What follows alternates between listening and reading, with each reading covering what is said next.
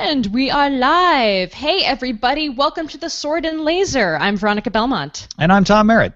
Sword and Laser is a book club, but it is so much more. We bring you author interviews, news from the world of science fiction and fantasy, and of course, awesome discussions from fans just like you. And we are very happy to welcome author Anthony St. Clair onto the show once again. Welcome.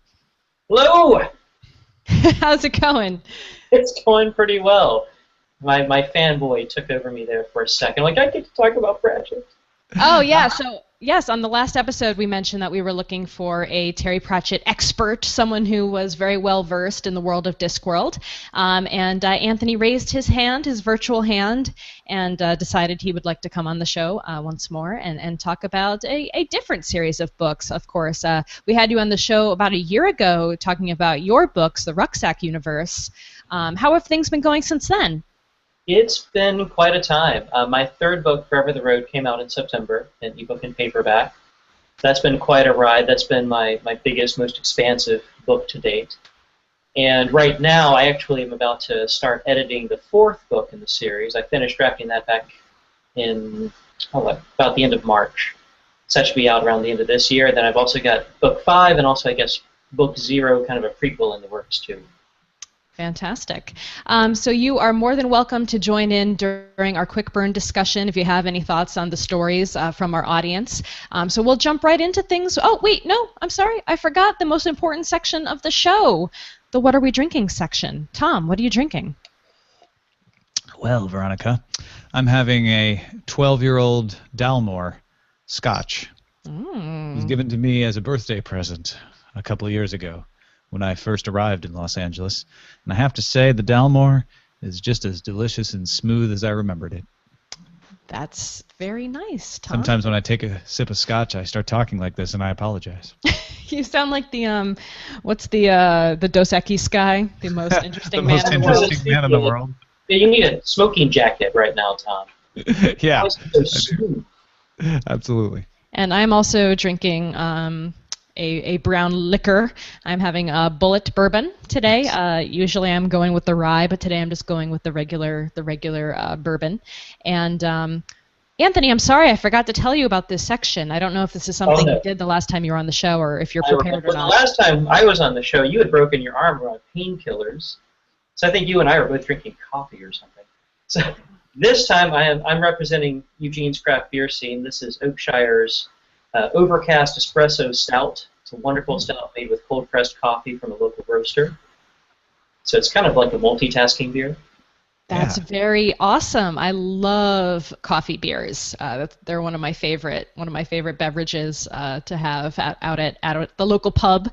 And viewers, by the way, if you're watching the episode live over on Google Hangouts, we have the Q&A app turned on, so if you want to interject any comments about Discworld later in the show, or if you have any questions for Anthony or any questions for us, feel free to post those over on the Google Hangout page. All right, well, let's kick things off with the quick burns. Tom? Yes, thanks to everybody who submits stuff. You guys continually impress me. And in fact, at this point, I have to apologize.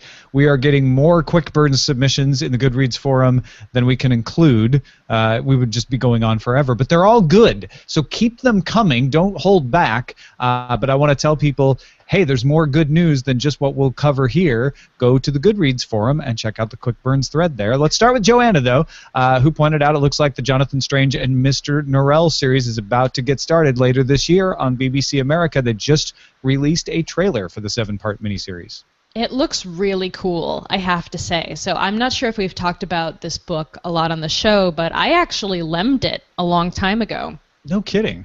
Yeah, and that was, I felt bad about that because the book came very highly recommended to me by a lot of people, but I just couldn't get into it. I don't know why. Maybe Why couldn't you get into it?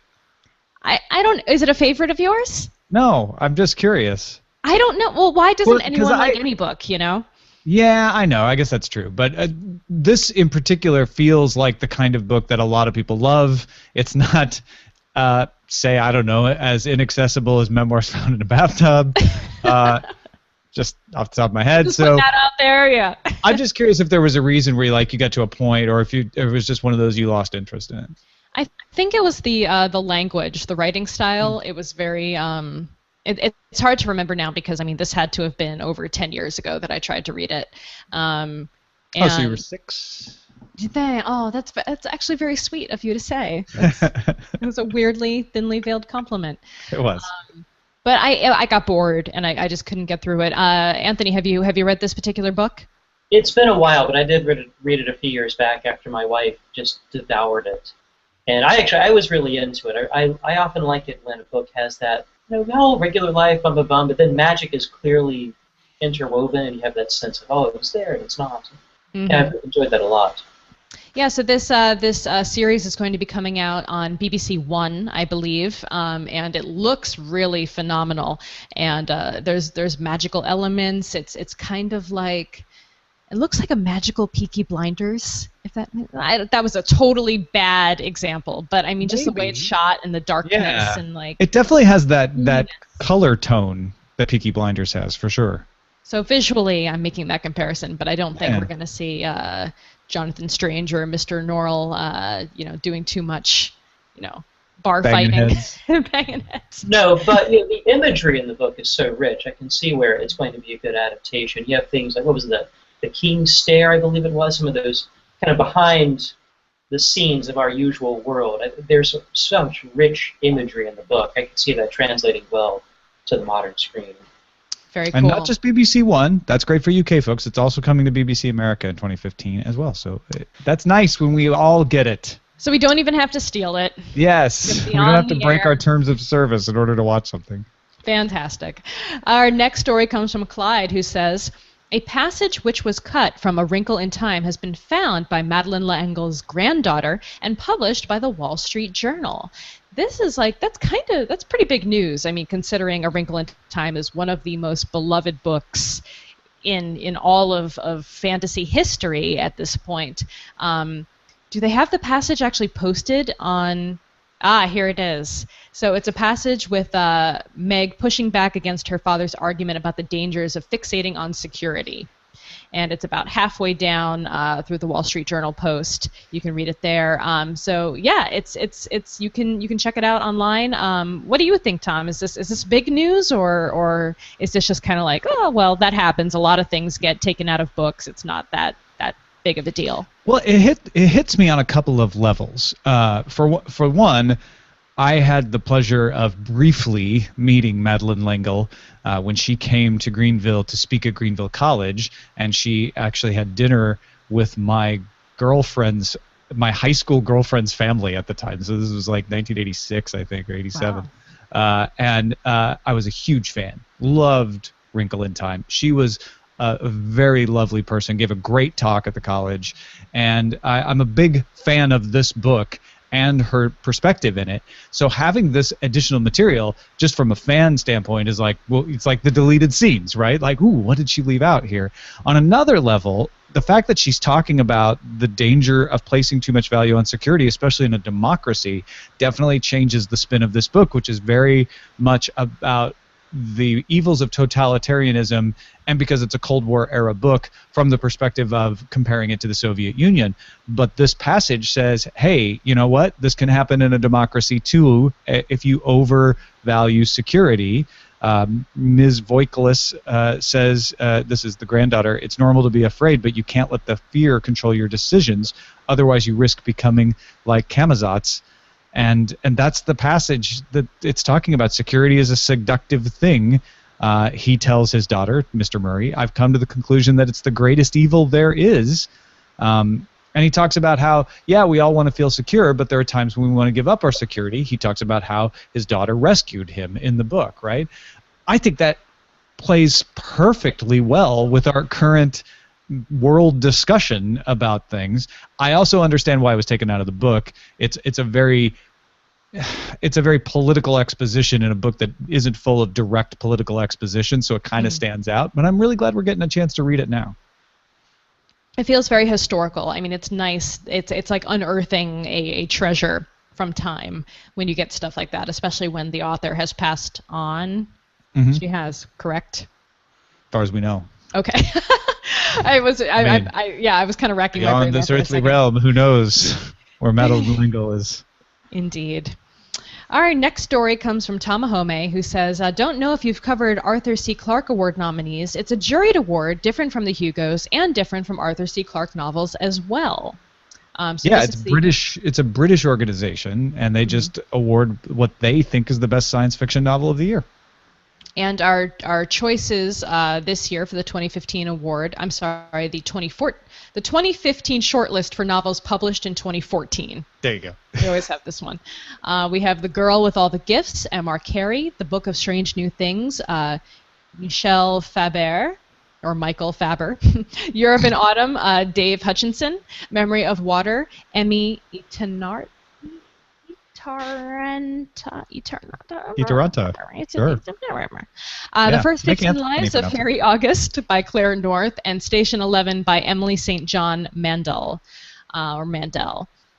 So this is every episode me trying to, chug my way through people's names. Classic Belmont. But yeah, they are voted upon by members of the British Science Fiction Association, the Science Fiction Foundation, and Sci-Fi London Film Festival. So it's very different from what we're used to for other big awards, like the Hugos. It's actually very similar to a lot of other awards. I know what you mean is the Hugos, which is everybody's thinking about these days. It's different than that, for sure. Yep. I was going to say it might be kind of a breath of fresh air to have just a fresh list where there's not so much controversy going on like we've got in the Hugos this time. Yeah, it's funny. We go through these award lists all the time on Sword and Laser, but they do stand out more suddenly because of the controversy, and you want to start comparing them, et cetera. But always these lists of awards have different ways of being selected, and they usually shine the light on different books. It is telling when one book is mentioned in multiple award nominee lists, whether it's in the Hugos or not. I think Emily St. John Mandel's Station 11 is getting a lot of attention in a lot of different award arenas, and rightly so, I think. Mm-hmm. Shall we talk about Dara's submission? Galance has acquired the sequel to Arthur C. Clarke's A Meeting with Medusa. It's an unauthorized sequel, obviously, because Arthur C. Clarke is out there with Madeleine L'Engle somewhere. But it's being written by Alistair Reynolds and Stephen Baxter. So wow. you got some big guns getting together, and they say, look, we are inspired by Arthur C. Clarke, and we want to tell a story inspired by A Meeting with Medusa. I'm sorry, inspired by the Medusa Chronicles, and they're calling the book A Meeting with Medusa. That's exciting. I think that's really cool. I love this kind of idea. I know it'll probably take some, old school fans of Arthur C. Clarke maybe a little bit by storm. They might. I still got it backwards. A Meeting with Medusa was a Clarke story. The Medusa Chronicles is the book they're writing. Okay. Okay. Don't send emails. Don't send the angry emails. It's fine. I think that's a pretty neat thing to do. I mean, we see this traditionally sometimes when an author passes away, much like Robert Jordan's passing and the subsequent follow-up by Brandon Sanderson with the Wheel of Time novels. But this is a little bit different because maybe there wasn't intended on being a sequel. No, yeah, I don't think it certainly isn't authorized like Jordan's were. And I wonder what fiction, except just with a much bigger cachet. Yeah, and I wonder what what Arthur C. Clarke's estate thinks of this kind of thing. I didn't read the entire blog post, and I haven't read any follow-ups to it. But I wonder if is there any issue there? Like, is that okay? Do they have to give? I guess if it's unauthorized, then technically they haven't given permission to do something like that. Well, I'm calling it unauthorized. It actually, in this Galance posting, doesn't say anything about it. It says they're inspired by Clarke, so either they got permission or this short story is out of copyright, and they're perfectly free to do with it. And honestly, remix culture, they should be able to do this. Yeah, I totally as long agree. as they're not, this story is old enough that I don't think the Clarke estate, and certainly not Arthur C. Clarke, are going to suffer because they're creating this, and they should be able to do that. Just like you can take Dickens and Shakespeare and are inspired by them and create things in those worlds. People do that a lot. At a certain point, things do have to pass into the public domain. Mm-hmm. And I like what you said, Anthony, of like, this is big gun fan fiction, Stephen Baxter and Alistair Reynolds. Pretty awesome. Well, there's clearly that sense to it. You've got some pretty big name guys. A lot of us are familiar now with Baxter with his work on the longer series and whatnot. And to see someone say, oh, Arthur C. Clarke, there's clearly more fun to be had. Yeah. So you have to wonder, as some of these just big guns of the science fiction world, as we get longer and longer down the reputation of their work, to see what new people might do with those worlds is pretty fascinating. Yeah, I agree, and I think some of that conversation happened even around Discworld after Terry Pratchett's passing, with his daughter potentially taking up the mantle and continuing to write in that universe. We don't know if she has said she doesn't want to do that or doesn't plan to do that, but just the idea that it's possible is really nice, I think, and comforting in a way. Yeah, and maybe she'll change her mind. I 100% understand why she would not want to do that right now. Mm-hmm. It's it's the definition of too soon. Yeah. And especially, I mean, we're hardly, not even 2 months since Pratchett's passing, so we already know there's a book coming out. I'm sure there's a lot of sense too. Let's let the man be for a while, and then let this new book come out. Let's give it some time, and I could see then though where I want to say it's what Pratchett's wife and the daughter, who are, I think definitely his wife, who are kind of have ownership of the series now. So I'm sure there'll be a point at which they want to take a serious look at that, but they don't need to rush into anything. Yeah. Well, moving on to other news, we have another post from Dara who says there's been a cover reveal for Charlie Jane Anders' debut novel, All the Birds in the Sky, which was posted over on Tor. The book itself is coming out February 2nd, 2016, so we definitely have some time for that. But I was really excited about this because I actually have read the novel so far. Well, it's finished. I don't know how much editing it's gone through or if she's finished in the editing process, but it's a really phenomenal book, and it's also great because it mixes sci-fi and fantasy so well together. But the final cover art was done by Will Stahl, and it's really beautiful. So if you guys want to check out the blog post over on Tor.com, we'll put a link to it in the show notes, and you can also read some of the blurbs that have been done so far. I also blurbed it. You never know if they're going to use it or not, Sure. So we'll see. But Michael Chabon wrote the cover blurb, so you can check it out over there as well. But I'm excited for this one, and Charlie's done an amazing job with her short stories and stuff that she's written over on Tor and in other places, anthologies. But this is her first novel, and I think it's really exciting. And the cover is awesome. It's got birds and sky, but in a really cool way. Yeah. Finally, Sky pointed out that Mark Lawrence, Empire of Thorns, Red Queen's War, those kind of books, has a new deal, a new 3-book deal from HarperCollins for Wyrd Sister, this one featuring a female protagonist. Nice. And he also goes on to say, also, when is Sword and Laser going to interview Mark Lawrence? I think we reached out to him for the video show back in the day. I don't remember if it was the first season or the second season. And We had a really tight schedule in the second season, too. So yeah, it was a quick turnaround. So I honestly don't remember if he got back to us or what his response was, but I'm more than happy to try once again, especially with the new book deal. That could be a fun thing to chat about. Yeah, it's the first ever female protagonist for Mark, so it'll be interesting to talk about. Yeah, that's a pretty big shift. That It kind would of be a cool change. perspective. Absolutely. All right, well, now it is time for Bury Your Sword, which is our feedback from the audience. A real quick one this week. We have an email from Drew who writes, "Hi, Tom and Veronica. Just wanted to drop a note quick and say that, Tom, I immediately thought, oh man, this is like Hitchhiker's Guide to the Galaxy for Fantasy 2 as I got into this book." I believe he is talking about Wyrd Sisters. He says it has really the same vibe, and I also have no idea that Pratchett's work was like that. Fun stuff. Also, I'm listening to the audio version, and it appears to be an older recording, so I could see why that is put off some, but I'm kind of enjoying the old school vibe. Thanks, Drew. Yeah, I guess the audio quality feels a little bit more like maybe a book on tape quality than the more recent recordings, but it still didn't turn me off. I thought the multiple voices was cool. I thought the narrator's inflections and interpretations of the text were great. It's just me, though, apparently.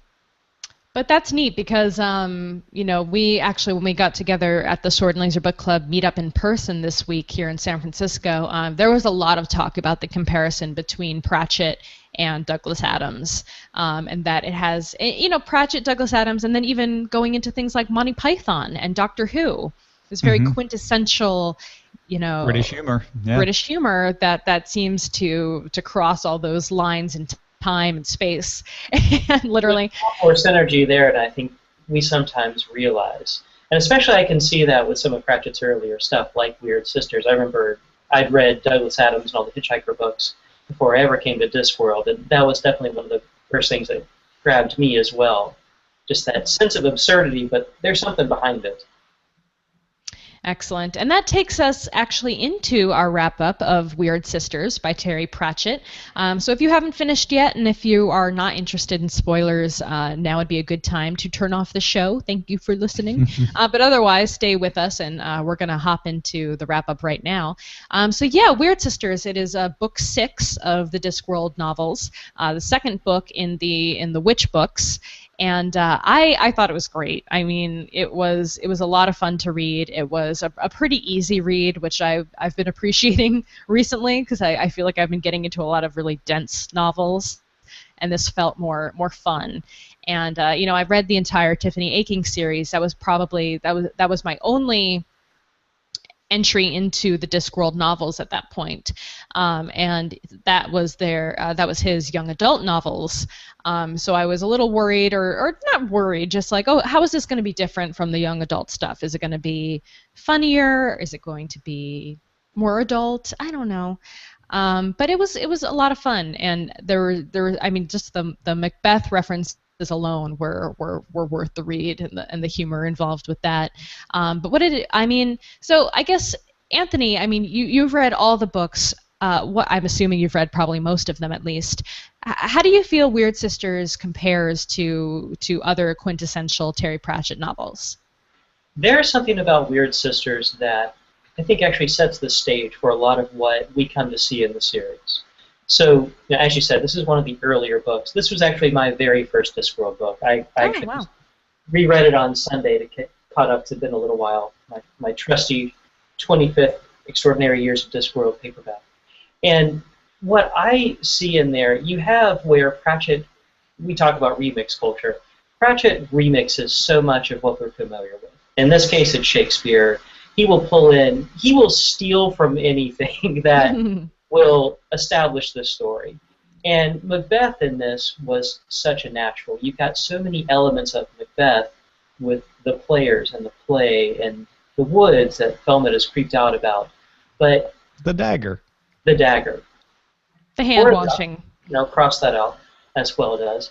But when you really dig into all this stuff, Pratchett on the surface is there's so much that's so ridiculous, because Discworld is by nature ridiculous.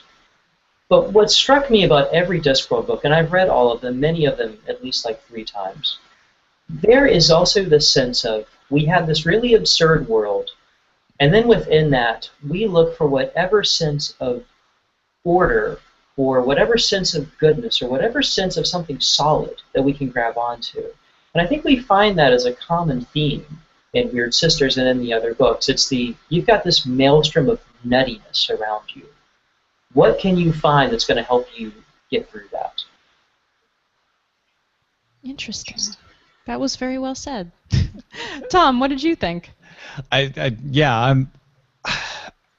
really enjoyed the layered approach, right? And I think you're right, Anthony. It helps you to not take things too seriously. I keep thinking of that Neil Gaiman post that we talked about on the last episode, where he talks about how Terry Pratchett always was described as jolly, and Neil said no, he wasn't jolly. And you could see the same thing when you read this book. It's like there's a lot of jolly stuff and a lot of joking and a lot of winking, but there's also a lot of serious identification of real problems down below that satire. The problems where 2 people who are not, the most attractive people in the world, as we often see on television, fall in love, but maybe they're not in the perfect situation for it, and how do they overcome that? It's a really poignant story that's being told with Magrat and the Fool, but it's told in an entirely ridiculous way, so you don't want to reject it as being either uncomfortably true or trite, and it works so much more because of that. And then there's even smaller things like calling the theater that they're building in Ankh-Morpork the Disc, because it's Discworld, not Globe World, so you wouldn't call it the Globe. Like, it's great. I mean, it works on so many levels. I'm glad you mentioned the Neil Gaiman. When I was reading the book the other day, now I'd read that piece a little while back about just that sense of anger that fuels Pratchett. And when I was reading Wyrd Sisters, there's a bit where Granny Weatherwax, we're having kind of an internal moment with her. I think it's when she's about to knock the wheels off the wagon and nearly runs her down. But there's that talk about all the anger inside her and that she's dammed it up, and now it's time to start letting that out. You'll find a similar anger in Sam Vimes in the Nightwatch books. There is a huge just rage in Vimes. When I was reading that bit in Wyrd Sisters the other day with Granny's anger, it suddenly hit me that Pratchett's anger, whatever sense of outrage he had about the world and our own various stupidities and brutalities that we consistently keep bringing to this life, I have this sense now that he took that anger and channeled it into Granny and Vimes especially. They are two of his most powerful characters. They are two of the characters who save, if not the entirety of their respective place, like Link or Acorn Court, they save the Discworld. And it's because they take that fury and they're able to do something else with it. They're able to transform it. It was pretty potent to see, I think, for the first time, that hint of, I think, something in the author coming through in two of his characters. Yeah, I've heard that the Night's Watch series does take things into a slightly darker place, but there was another quote of Gaiman's that I don't have exactly off the top of my head, but it's to the effect that, the opposite of funny is not serious. Mm-hmm. And so you can be serious and also funny at the same time, and that's what Pratchett does really well, is kind of, get into these ideas of racism or class divide or any number of things that he talks about in his books, but still making it funny. You're just sneaking those ideas in there and making Humor it is the best camouflage. Yes, exactly. So I think that's a very it's a very good line of Gaiman's and very true for not just Pratchett but for many of authors and stand-up comedians and people who work in the media and who have stories to tell and get through to people using humor as that delivery method. I think what may have prevented me from picking up Terry Pratchett earlier. I worked at a bookstore for 6 years in the 90s, and a million Terry Pratchett books came through my hands at some point. It was a used bookstore, right? So we were buying them back and selling them as fast as we could, and he was very popular. People bought him, but it always looked silly. The cover art didn't do it justice, for one thing, and even when you would crack it open and read a couple lines, it would feel light, it would feel funny, like you're talking about, and you have to actually read a few pages of it before you start to see that texture that is underneath. And I think Granny is a great example of that. She's not deified as the outrageous justice, wielding the sword of justice in anger. She's actually sent up as sort of like, she's always angry. She's not a perfect character, and none of them are. And it takes reading more of Pratchett before you start to see that outline where you're like, I am enjoying this, but it's not just because of jokes. It's not joke. It's because there are jokes on top of something substantial.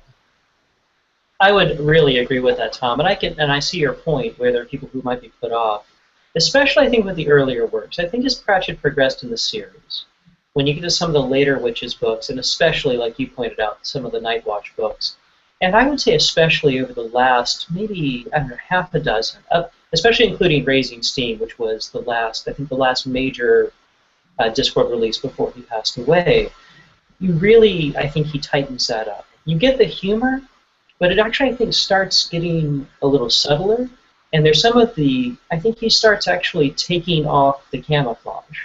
So you know what I'm here to talk about is how if we acted smarter, and were a little less dumb to each other and did less stupid nonsense and got away from irrationalities, we'd have a better world and we'd be better people. I think he started to take the gloves off in the later books more.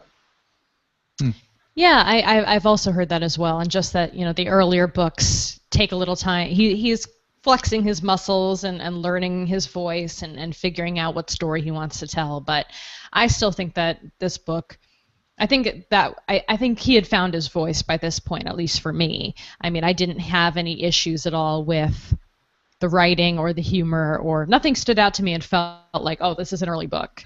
Some people felt that maybe it was a little too on the nose with the Macbeth references, but I thought that was fun. Maybe. I didn't mind. Sometimes it's okay to be on the nose, right? When you're doing it on purpose. Like, Right. how can you not be on the nose with a Shakespeare reference? It's freaking Exactly. Shakespeare, Yeah, right? you got it. You might as well, if you got it, flaunt it. You know, Yeah. Just go for it. Yeah. But that also is part of what hooks you in. I mean, I have read that opening paragraph, when shall we three meet again?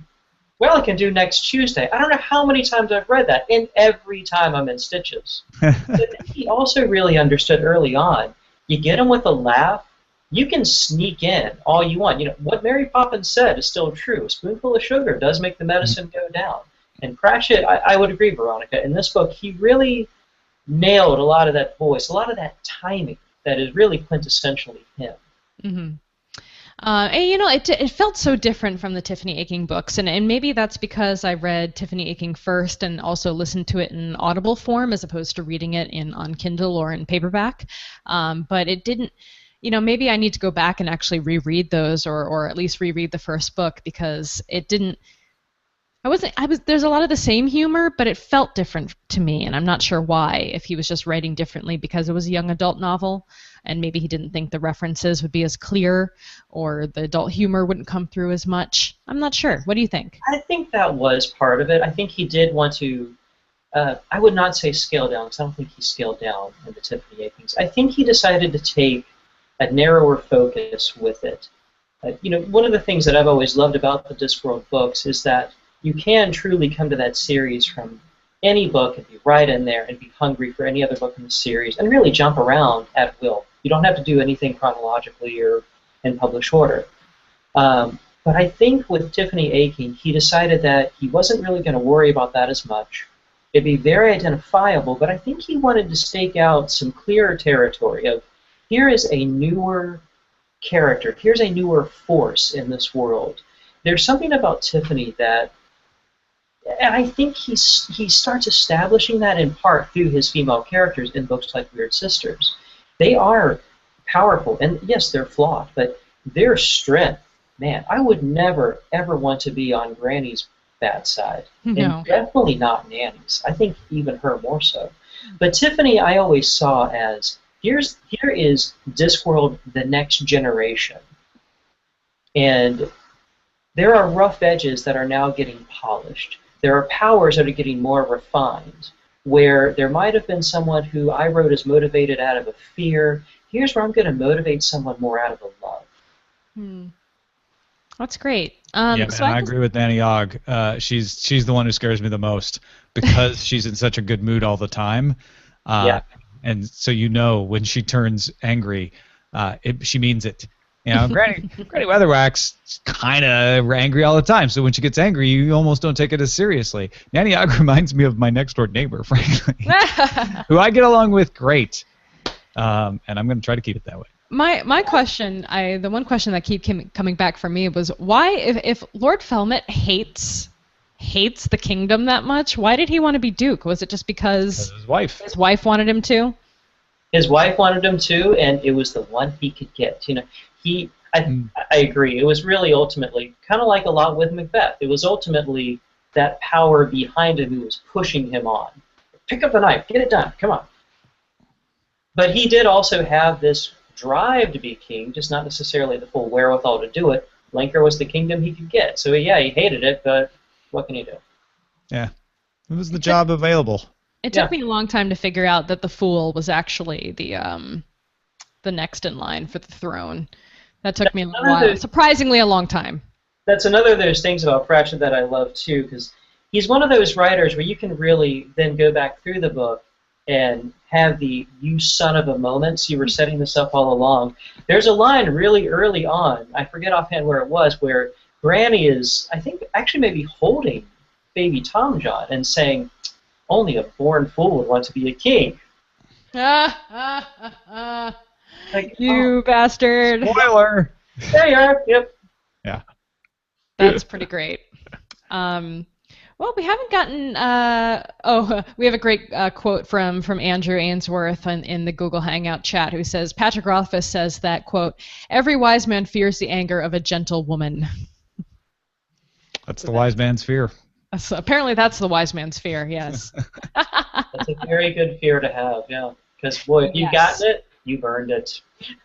Yeah, indeed. So is there anything else you guys wanted to touch on? Any cogent points you wanted to make about Wyrd Sisters? Anthony? No, I would point out how much Pratchett's layering comes into effect, I think especially in this book. There are certain books in the Discworld series that really lay groundwork for a lot of what happens, and Wyrd Sisters is one of those. In the other Witches books, Lords and Ladies, Carpe Jugulum and whatnot, there is a lot more progression and character arc that you can follow, especially with McGrath. And when you come into a book like Wyrd Sisters, you start getting that laid out in front of you. It's like, this is a lot of how a Pratchett book is going to go. And this is a lot of what's happened before. And you can go to these later ones, point back to this, and see where all this stuff really starts kicking into gear. We had a lot of people who were reading Terry Pratchett for the first time in this round, in this month. If you were to make a recommendation, where, if they wanted to stay in the Discworld universe, where should they go next, do you think? I would say that they should go to something completely different, because part of the strength of Discworld is its breadth. You have so much variety in the series. I would say pick up one of the Nightwatch books. Glance at the shelf. Probably something like Men-at-Arms. I would say Men-at-Arms. That is such a good book that brings in some really good stuff, brings in some really fascinating characters. You get into a lot of where the world around Sam Vime starts to change. And in turn, the world of Ankh-Morpork, which really, and especially as the series goes, is where Pratchett focuses the most of his writing. Yeah, that's really the center of the activities going on around Discworld, right? Is Ankh-Morpork? Yeah, it's their, Ankh-Morpork pretty much takes London and New York and I don't know, probably Hong Kong or something and mishmashes them and makes them even cooler and smellier. Men-at-Arms also has one of my favorite lines in the whole series. It's one of the things I try to live up to. And I won't spoiler it, but there's a very intense moment near the end of the book, and one of the main characters has this brilliant line where he says, "Personal is not the same as important." All right. I just love that line. I will reread that whole book just to get to that line. Nice.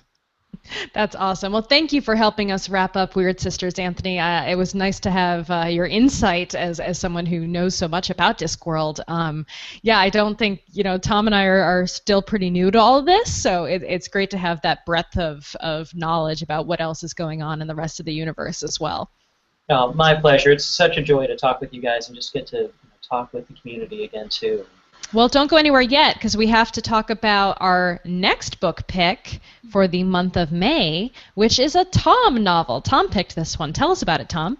Yeah, this one has a sword and a laser in it. Oh, boy. So how can I not pick it?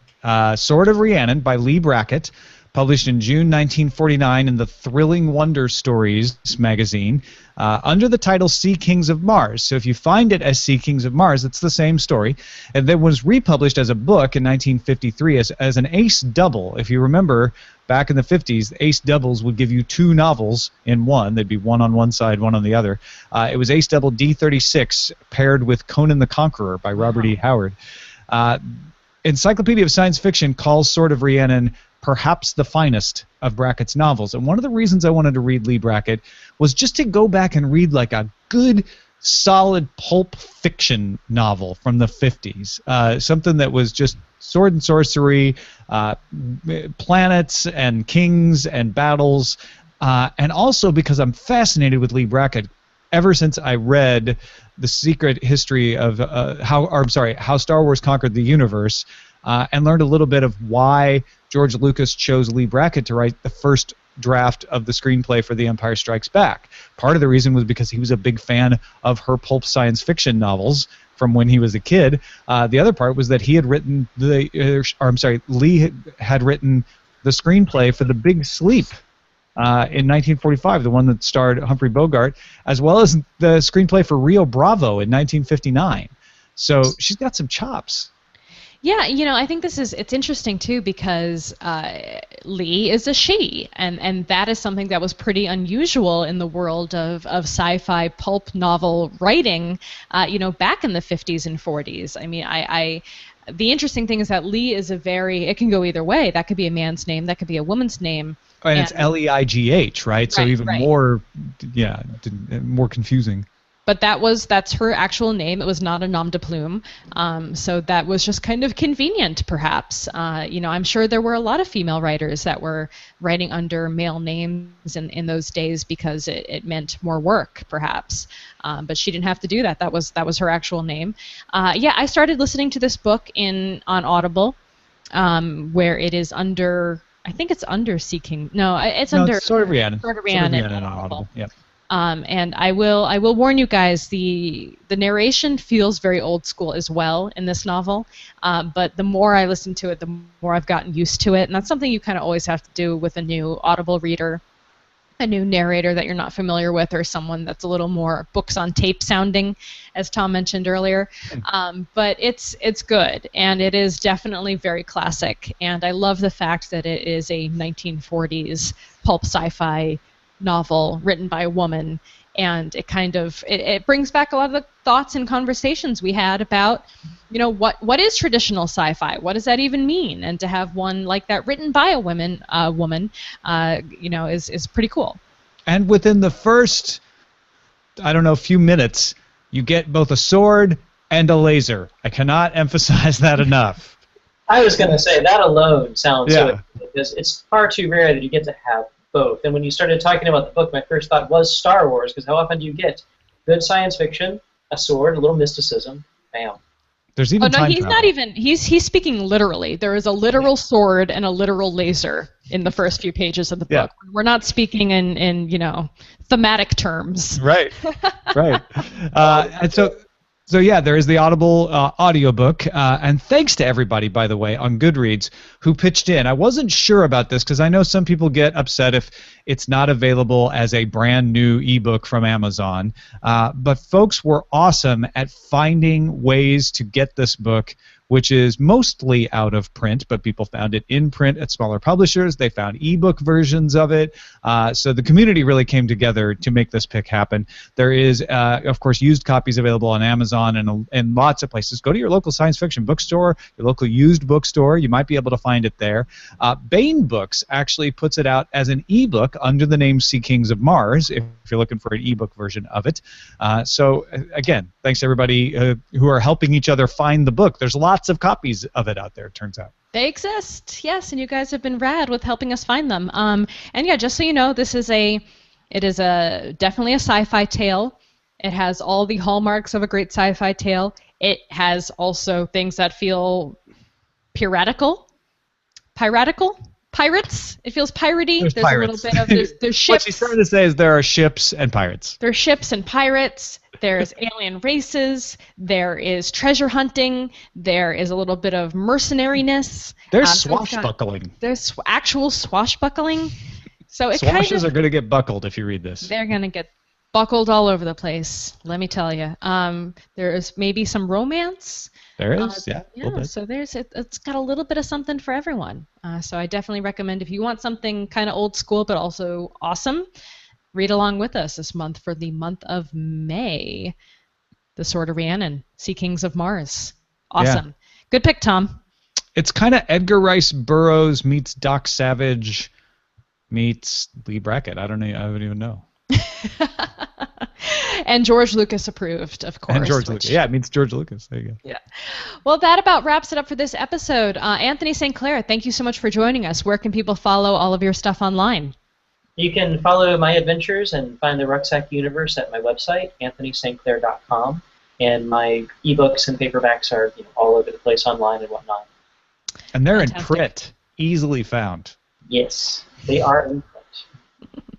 And of course, thank you, our listeners. Our show is currently entirely funded by our patrons at patreon.com/swordandlaser. If you think you get $1's worth out of this episode, as I probably said in the beginning of this episode before we started recording in the bumper, then give us $1 back, or however much you think you can give. We're hoping to hit our next milestone so we can guarantee fantastic author interviews, much like the one we kind of had today, twice a month. And you can learn more over at patreon.com/swordandlaser. You can also support the show by buying books through our links in particular. We get some referrals on that.